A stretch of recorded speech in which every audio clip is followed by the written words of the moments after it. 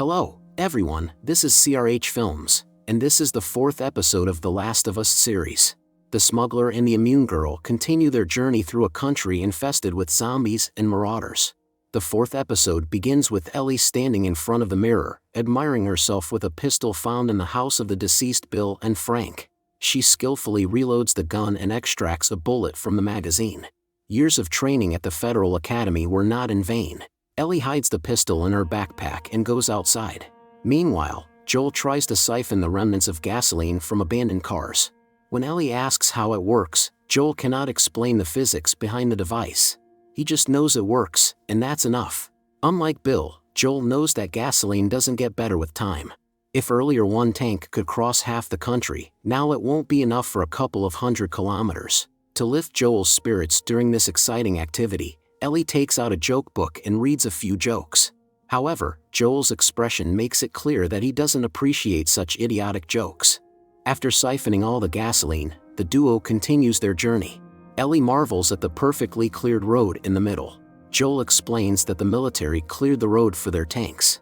Apparently, such vehicles can only travel on paved roads. Later, in the seat pocket, Ellie finds an erotic magazine with men. Born during the pandemic, Ellie has not experienced all the joys of teenage life. Some photos shock her, and she starts asking awkward questions about the anatomy of men. Realizing that there's nothing else interesting, Ellie throws away the magazine. They play a cassette found in the same pocket and drive past post-apocalyptic landscapes untouched by nature or time. Later, Ellie sees real tanks and other moss-covered vehicles outside the window. When the sun sets, Joel decides to turn off the road and stop for the night. Joel prepares dinner, and during the meal, Ellie asks to light a fire to keep warm. Joel says it's a good idea but dangerous. Smoke and light from the fire can attract unwanted attention. In infected areas, some survivors might lack cleverness, while others will immediately come looking for them. Already lying in the sleeping bag, Ellie asks Joel anxiously if they can really sleep peacefully without fear of being found. The smuggler assures her that everything will be fine but spends the whole night staring into the darkness with a weapon in hand. To endure another day without sleep, Joel makes coffee. Ellie wakes up, and as they gather their belongings, the duo continues their journey. While Joel drinks a refreshing drink from the thermos, Ellie expresses her negative opinion about coffee, examines the map with the route, and once again inquires about Joel's brother. The smuggler recounts that Tommy dreamt of being a hero. He even enlisted in the army and later participated in the Desert Storm operation. However, all of this did not fulfill Tommy's desires. 12 years later, an epidemic broke out. Tommy, along with a small group of survivors, decided to head to Boston, and Joel, acting like a true older brother, decided to join to look after him. In Boston, they met Tess. Later, Tommy became acquainted with the leader of the Fireflies, Marlene, and joined the war against the Fedra. Eventually, Tommy got stuck somewhere in the state of Wyoming, prompting Joel to embark on a search for his wayward brother. Joel takes care of Ellie only because it was Tess's last request. During Joel's tough life story, Ellie falls asleep. Upon waking up, she sees a tunnel blocked by cars. Joel, armed, goes to check the situation. Seeing a completely clear road behind the truck, he realizes that the roadblock is not random. Joel and Ellie look for alternative routes. Believing in their success, Joel decides to drive through the city. There's no one on the streets, but Joel remains vigilant, knowing the traps that bloodthirsty marauders can set. Suddenly, they encounter a Fedra checkpoint, but it's deserted. This further raises Joel's suspicion. A wounded man in the middle of the street begs for help. The experienced smuggler senses the man's plan, tells Ellie to fasten her seatbelt, and accelerates. Marauders had anticipated this and had placed a plank with nails on the road. As a result, the car crashes into a store. Amidst the gunfire, the duo escapes the vehicle.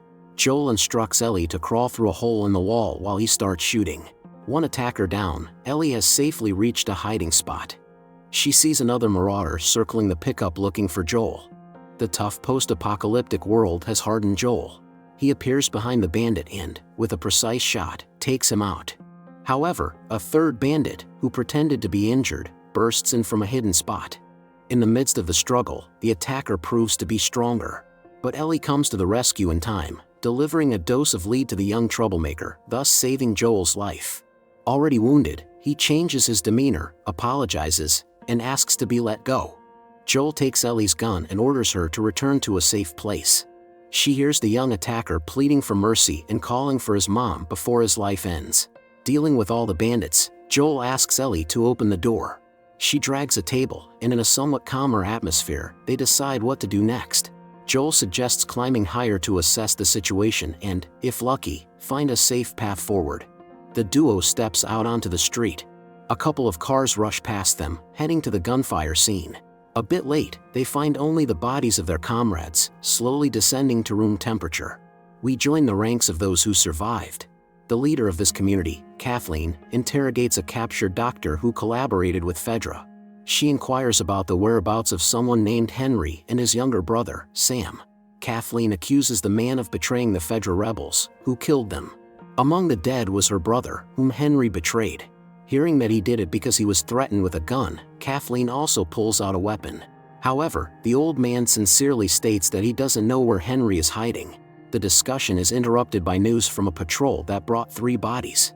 Kathleen believes it's Henry who called for help on the radio and orders to check all the houses in the shootout area. After that, she returns to the captive and cold-bloodedly pulls the trigger, ending the old man's life in this unjust world.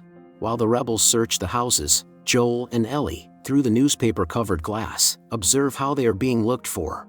Joel, in the meantime, inquires about Ellie's psychological state after what happened. He says she didn't kill but only wounded the attacker. However, Ellie says it wasn't the first time. After these words, Joel returns the gun to Ellie and teaches her how to properly hold the weapon. Meanwhile, one of Kathleen's aides reports finding an interesting place. Through children's drawings and empty canned food containers, she understands that Henry and Sam were here. She orders to double the security of the food storage as she realizes that Henry is close, and he won't let his younger brother go hungry.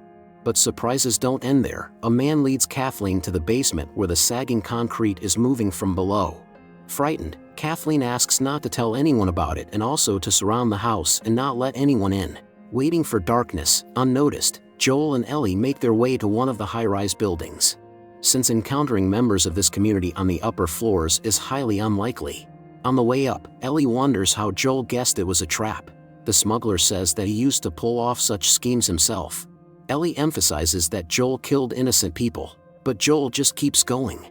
33rd floor. That's enough for Joel. He breaks the glass and shatters it in front of the door so that a stranger with not-so-friendly intentions can't pass unnoticed. Before sleep, Joel asks what Ellie meant when she said she had already made people hurt. But the girl doesn't want to discuss it. Instead of an answer, she tells a joke. Joel doesn't show it explicitly, but he appreciates the joke. After that, Joel peacefully falls asleep for the first time in a long while.